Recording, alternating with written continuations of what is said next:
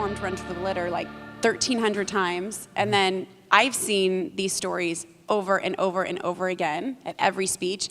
I mean, some of you have seen the Axel story or his UC Davis, all these stories. How do you, when you come on stage, keep it fresh? Yeah. When you're saying it over and over again? Yes. Most people memorize things by rote. So when they perform, they have a memorization, and they have certain body movements to the memorization, and they just repeat what they did on the last performance. They don't need an audience. You don't matter. I was taught that the audience is your lifeline.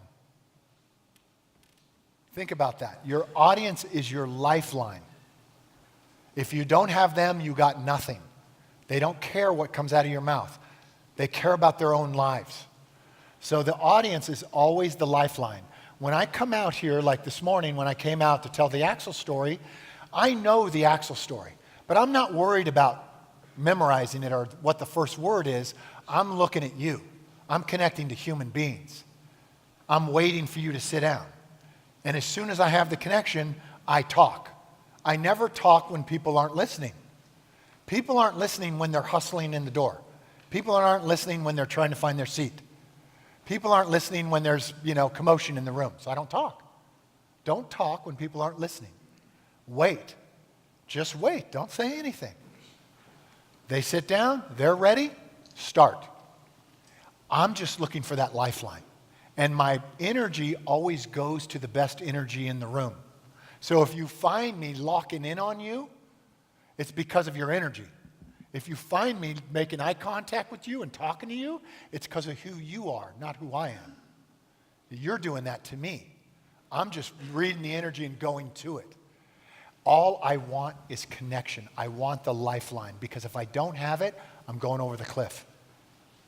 Now, when I have the connection, anything that comes out of my mouth is golden. Most speakers are so worried about what they're saying.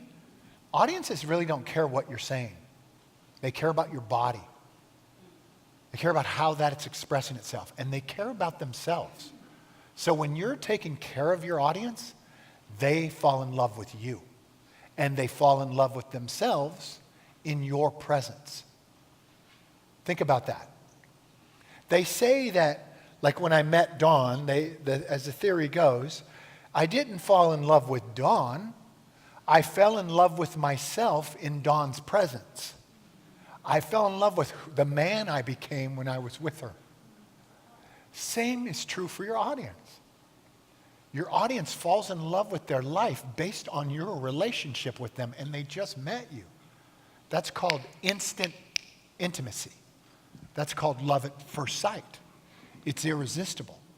But it takes everything you got because it's dangerous. And it's tenuous. And it creates friction in the audience and unease.